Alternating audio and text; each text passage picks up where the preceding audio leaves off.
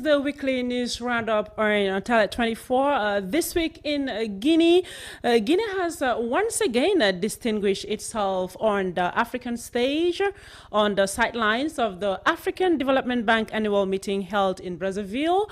The President of the Republic, General Mamadi Doumbia, represented by the Minister of Planning and International Cooperation, was awarded the Super Grand Builder Prize, the Babacar Njai Trophy 2026. The Director General of the Road Maintenance Fund also received a recognition, being awarded the Builder Prize. These two distinctions highlight Guinea's ongoing efforts in infrastructure development and national growth. In Conakry's Dabondi district, Greener de Guinea opened its doors to the public for the inaugural of its Open House Day. The event was organized to highlight the company's commitment to promoting a modern, high-performing, competitive and value-driven agro-industrial sector in Guinea. Representatives from public institutions, technical and financial partners, business operators, investors, and numerous collaborators attended the event, demonstrating the strong interest in the company's vision and activities. The open house provided an opportunity for Greener de Guinea to showcase its achievements and reaffirm its commitment to supporting local agricultural transformation and economic growth in the country. In Guinea, the General Directorate of Elections continues the gradual announcement of the provisional results of the legislative and municipal elections held on May 31. All the results indicate that the ruling coalition is leading in several constituencies, although the majority party has failed to secure victories in some localities. The Liberal bloc has criticized the conduct of the legislative, municipal elections. The party, led by Faya Milimono, prefers plans to refer the matter to the Supreme Court over alleged irregularities, including delays in the availability of tally sheets and vote counting carried out without the presence of candidates' representatives. The party calls on the General Directorate of Elections and election observers to take action, warning that it may reject all results emerging from the vote. Rio Tinto Simfer held its quarterly press conference on Thursday, dedicated to the progress of the Simandou project. The managing directors of Simfer and Rio Tinto presented a detailed review of achievements over the past 3 months. They highlighted in particular the infrastructure already in place and the volumes of iron ore exported, initiatives supporting local communities as well as environmental protection measures were also emphasized. The Simandou project is described as the largest untapped iron ore deposit in the world. The General Secretariat for Religious Affairs welcomed the first group of Guinean pilgrims returning from Mecca on the night between Tuesday and Wednesday at Ahmed Sekou Touré International Airport in Conakry. El Hajj Karamako Jawara and his team were present on the tarmac to receive the convoy, which consisted of 285 pilgrims returning from the holy sites of Islam after performing the Hajj, the fifth pillar of Islam. We had already raised the alarm in a previous edition. Several residential buildings have developed visible cracks. In Lambanyi, the Nyere Bunyi area, a duplex house that had already been weakened by these structural fissures, collapsed on a Thursday morning. No loss of life was reported, but material damage is significant. The fast rains in Kenya have once again exposed sanitation challenges at the Grand Market. Blocked drains, stagnant water, and accumulated waste made movement difficult for users. Traders and customers operated in an unhealthy environment marked by mud and foul odors. This recurring situation is raising serious concerns about potential health risks for the local population in Kenya. An 8-month pregnant woman lost her life in the early hours of Wednesday, June 3, in the orange sector of the Anta-Masewan neighborhood. The victim, Nantenen Kamara, was reportedly struck by a bullet during an altercation involving men in uniform, and according to eyewitness accounts gathered at the scene. Since the incident, the family has been left in deep shock and mourning. Finally, in today's edition, in the Besia neighborhood, a religious healer has been arrested by law enforcement in connection with an alleged rape case involving one of his patients. According to initial findings of the investigation, he is said to have abused the young woman's trust by convincing her to undergo a so-called traditional treatment at home. This alleged act reportedly resulted in a pregnancy, with the victim now several months pregnant.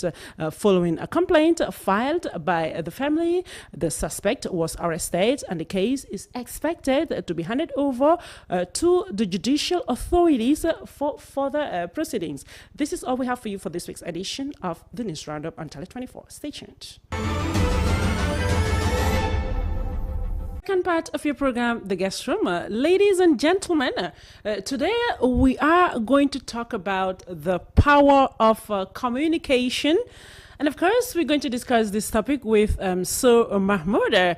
So Mahmoud is a media and communication professional, award-winning public speaker, content creator, and youth empowerment advocate, dedicated to helping young Africans and find their voice and build confidence through effective communication. So Mahmoud is originally from Guinea. He transformed his journey from being an extremely shy individual to becoming a recognized public speaker on national and international stages as well. He earned second prize best speaker at the 2025 Malaysian National Public Speaking Championship, on third place at the District 51 Division and Area Entry International Speak Contest 2024-2025. From shy in Africa to bold in Malaysia, the power of finding your voice. Mr. Mahmoud, welcome to our program. Thank you so much. I'm really honored. Okay, so what does this tell you from being shy in Africa to being bold in Malaysia? Yeah, you know, this is the story of someone that has really been transformed. Because, you know, in our society, there is something we are never taught, even our schools. Communication is something that we have to be taught during our basis, meaning that when we are young, but for example, in our own communities, when we are still young, for example, there are a lot of actions when you do, for example, in front of elders and all this. When you go, they will tell you that this is a disrespect. While they don't know that when they are pushing you to go forward, they are just letting you be exposed and to stand in front of people. Okay. And this is something that society didn't teach me, but as I was growing older and older, I discovered that communication is very important, and where I want to reach, I need to really improve. Okay, Mr. So, you also earned second place, best speaker at the 2025 Malaysian National Public Speaking Championship, on third place in the District 51 Division. Tell us more about this. Okay, you know, in Malaysia, before I obtained my scholarship, you know, I want to thank Al-Bukhari Foundation. Okay. They are the one who sponsored me for the 3 years to study in Malaysia. Now, I told myself the day I was leaving the airport of Guinea, before coming back to Guinea, I need to be the best version of myself. When I arrived in Malaysia, I did what we call a visionary board. A visionary board is simply putting a map in place and knowing that what are the things you need to target. I know my skills, I know my strength, I know where I really need to improve. And being shy and someone who couldn't communicate even in front of 4 people was something that I really need to improve. And now what I did is simple. Before going to Malaysia, there was a club here called Nimba Toastmaster Club. Okay. And most of my friends were attending the club. One day I was invited by my mentor, Mohammed Bill Rogers. And these are people, we were all in the same like primary school together. We did primary school and secondary school together, you know. And when I arrived in the room, I saw all these people speaking boldly. I mean, I told myself, these people aren't intelligent than me, but look at how they are bold, they speak with confidence and all this. And that is where I discovered about Toastmaster, the power of public speaking. And I said, okay, when I reach to Malaysia, I'm going to join the club. When I arrived in 2022, July, I just searched on internet and I found Darul Aman Toastmaster Club, and I was joining the club, being disciplined, and I had a mentor called Mr. Thomas. Mr. Thomas is very experienced, and he gave whatever he could do to make me someone who is a great speaker. Now, coming to the Malaysian National Public Speaking Championship, I didn't start from that. Okay. I started from the Quranic recitation into our university because I wanted to feel confident within our university first before going to the global stage or the national stage. Now I joined the Quranic competition, the 2023 Ramadan Quranic competition, because our university every Ramadan we organize like Quranic competition. I joined, it was just Suratul Mujadala and all this. But the intention wasn't to win. The intention was just to feel bold, to stand in front of people, recite, for the shyness to go. And yeah, luckily I got the first place even in the Quranic recitation. Wow, congratulations. And now yeah, thank you so much. And now I move on to after practicing with Toastmaster for several years, I was already used with the people of Toastmaster because they were giving me feedbacks. I was improving all the time. Wow. I told myself, okay, this is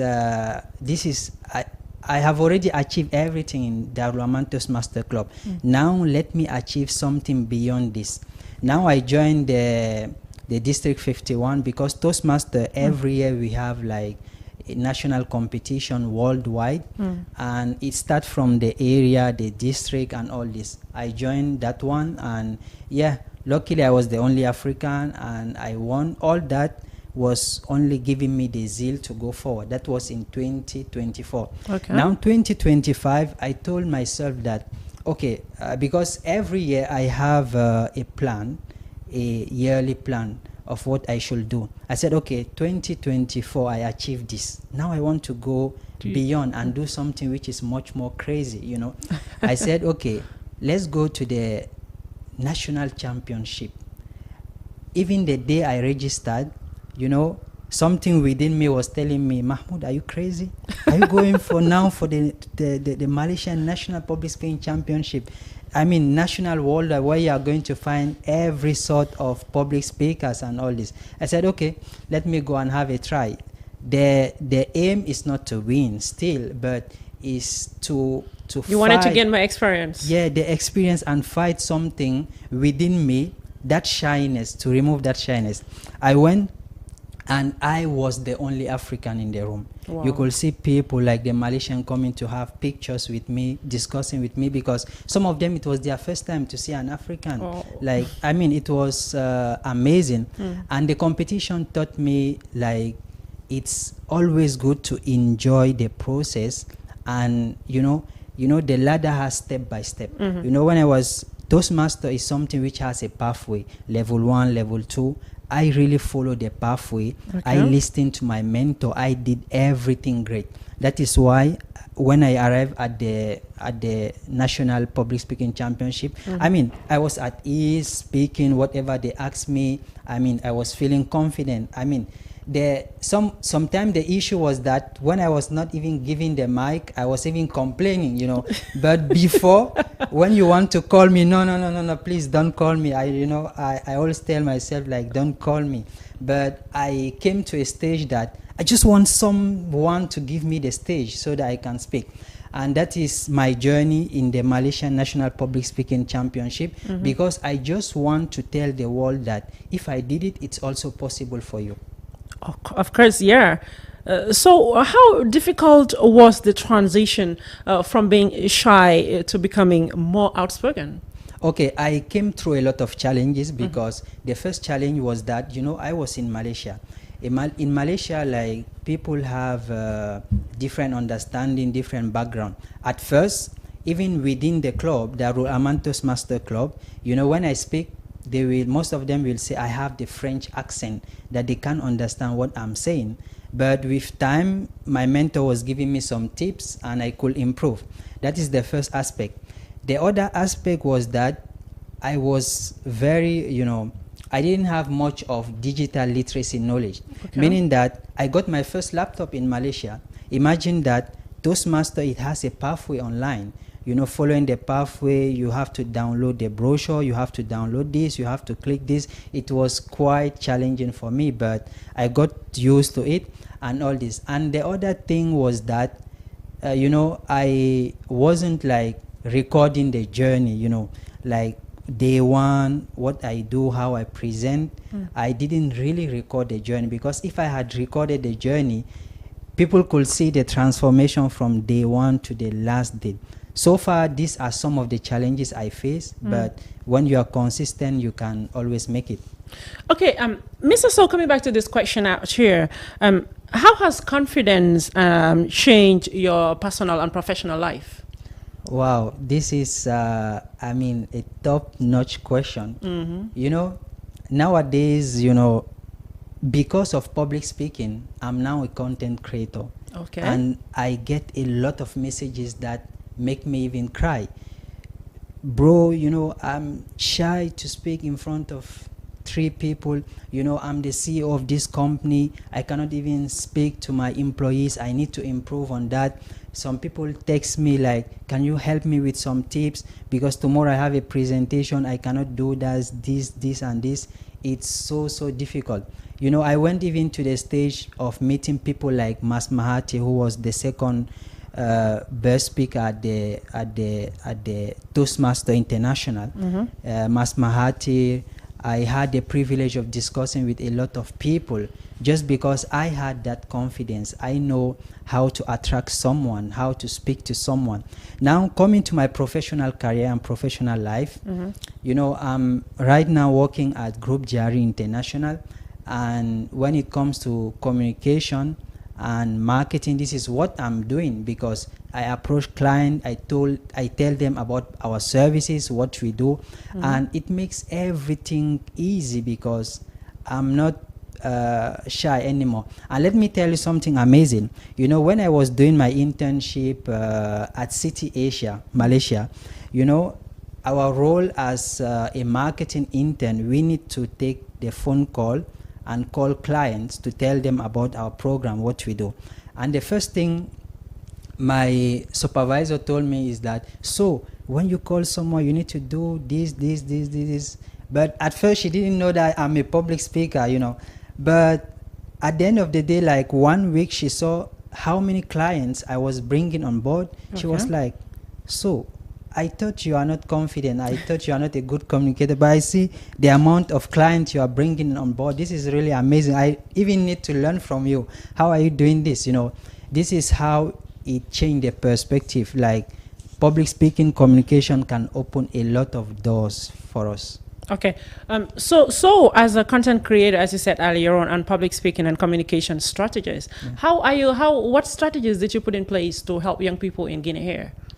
Okay, for now, because I had the privilege to attend the Global Muslim Content Summit 2025, in which I understood that this is the right time to change the narrative, and people have to know about our story. Because, from someone who has been shy in Guinea to someone who have been in global stage, I told myself that, like, this is a story that the world needs to know about, and this is the right time to start creating content. At first, I didn't take the content really serious. I was just doing that because I invested like 500 USD. I attended a conference, and I don't want to lose my money without practicing. I was like posting 1 to 2 videos, but when I started seeing the reaction from people, I said, okay, wow, this is something which people really need. Okay, I can give it more. Now, when I came to Guinea, and I had all my materials in place, which are really necessary, I said, okay, this is the right time to give more. For example, every Saturday we have an English club just here at COSA, where I teach more on public speaking, and we do practice and all this. Right now, this is what I do, giving back to the community through our English club, and also on TikTok. I do some live sessions, and I also create content I post. For now, this is what I'm doing for the Guinean youth. And okay, did you learn in English in Guinea here? So I started in Cameroon. In Cameroon, okay. I started in Cameroon. I did like my primary school and secondary there, and I came back to Guinea in 2014 to 2022. Before I obtained my scholarship to Malaysia. To Malaysia. Yeah. Okay, so what advice would you like to give to young Guineans concerning learning English, especially? You know, let me tell you about an amazing opportunity. You know, there is this organization called IDP, Imam Development Program. And you know, the first thing they ask after your Islamic knowledge, the second thing is English. Okay. And right now at our English club, we have more than 5 imams who are there, who are learning, improving their English so that they can apply next year. Because this organization, basically they take care of the imams, they pay them, and they make sure that they are at ease so that they can do their job. Because there are people who are forgotten into the society when it comes to paid, while they are really giving to the community. When it comes to English, without English, you are limited. Okay. Because when you even leave Guinea, you arrive at the airport, it's hi, hello, and all this. French is already forgotten. You know, even if imams now are really serious to take English really serious, I don't know how about the youngsters and all this. English is like a passport. It opens a lot of doors. If you are listening to me, please take English really, really serious. Take English really serious, as they always say. You speak French, you visit France, and then when you speak English, you visit the world. Yeah. So opportunities open to you. That's right. So Mahmoud, media and communication professional, award-winning public speaker, content creator, and of course, youth empowerment advocate. Thanks indeed for accepting our invitation on Tele 24. Thank you so much. It was a pleasure being here with you.